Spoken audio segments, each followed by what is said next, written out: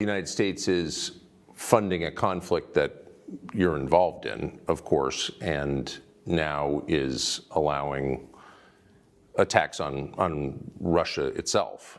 So that doesn't constitute war? We officially are not at war. But what is going on in Ukraine is some people call it hybrid war. I would call it hybrid war as well. But it is obvious that the Ukrainians would not be able to do what they're doing with long-range modern weapons without direct participation of the American servicemen. And this is dangerous, no doubt about this. We don't want to aggravate the situation, but since ATACMS and other long-range weapons are being used against mainland Russia, as it were, we are sending signals, and we hope that the last one, a couple of weeks ago, the signal with the new weapon system called Oreshnik, yes, was taken seriously. However, we also know that some officials in the Pentagon and in other places, including NATO, they started saying in the last few days something like, well, NATO is a defensive alliance, but sometimes you can strike first because the attack is the best defense.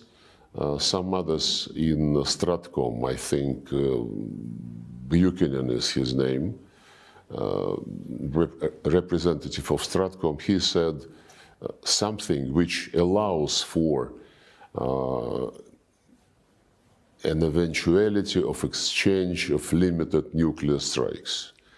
And this kind of threats are really worrying, because if they are following the logic which some Westerners have been pronouncing lately, that, well, don't believe that Russia has red lines, they announce their red lines, these red lines are being moved again and again and again, this is a very serious mistake.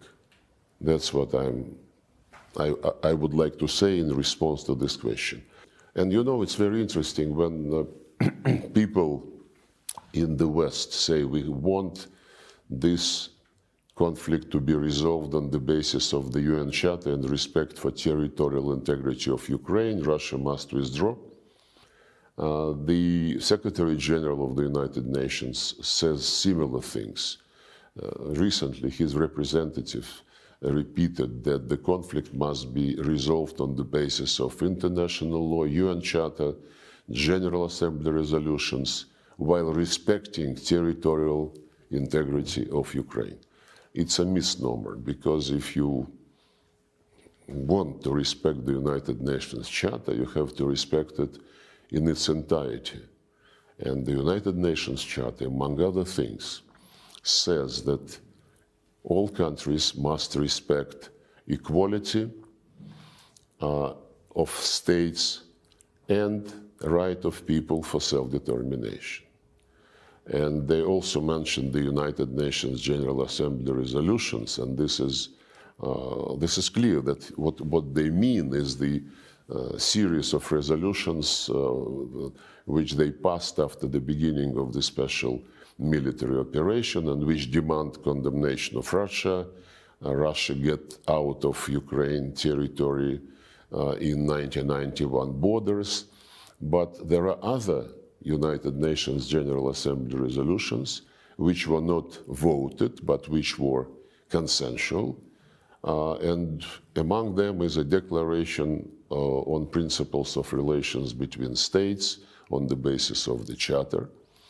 And it clearly says, by consensus, everybody must respect territorial integrity of states whose governments respect the right of people for self-determination, and because of that, represent the entire population living on a given territory. to argue that the people who came to power through military coup d'etat in February 2014 represented Crimeans or the citizens of eastern and southern Ukraine is absolutely useless. It is obvious that Crimeans rejected the coup. They said, leave us alone, we don't want to have anything with you. So did Donbass.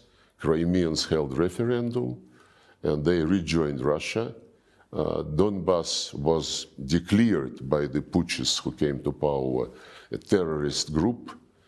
They were shelled, attacked by artillery.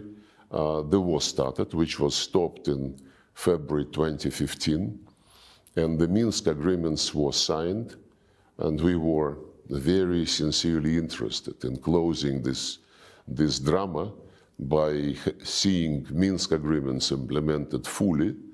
It was sabotaged by the government which was established after the coup d'etat in Ukraine. There was a demand that they enter into a direct dialogue with the people who did not accept the coup.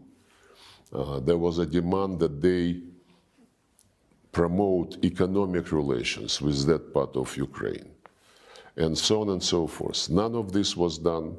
The people in Kyiv were saying we would never talk to them directly, and this is in spite of the fact that the demand to talk to them directly was endorsed by the Security Council.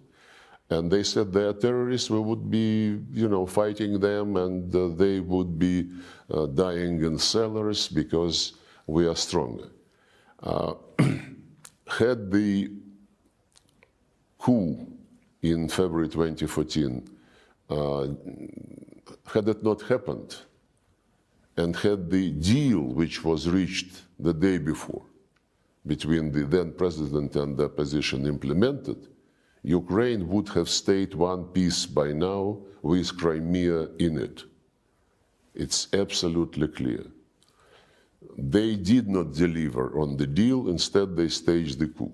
The deal, by the way, provided for creation of a government of national unity in February 2014 and holding early elections, which the then president would have lost. Everybody knew that. But they were impatient, and they took the government buildings next morning. They went to this Maidan Square and announced that they created the government of the winners. Compare the government of national unity to prepare for elections and the government of the winners. How can the people whom they, in their view, defeated, how can they pretend that they respect the authorities in Kyiv? The right for self-determination is the international legal basis for decolonization process, which took place in Africa on the basis of this charter principle, right for self-determination.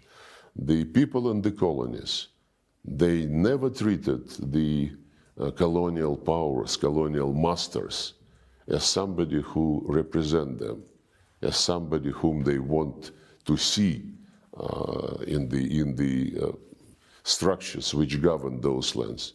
By the same token, the people in east and south of Ukraine, people in Donbass and Novorossiya, they don't consider the Zelensky regime as something which represents their interests. How can they, when their culture, their language, their traditions, their religion, all this was prohibited? Take any conflict. The United States, UK, Brussels, they would interfere saying, oh, human rights have been grossly violated. We must restore the human rights in such and such territory. On Ukraine, never, ever they mumbled the words human rights. Seeing these human rights for the Russian and Russian-speaking population being totally exterminated by law.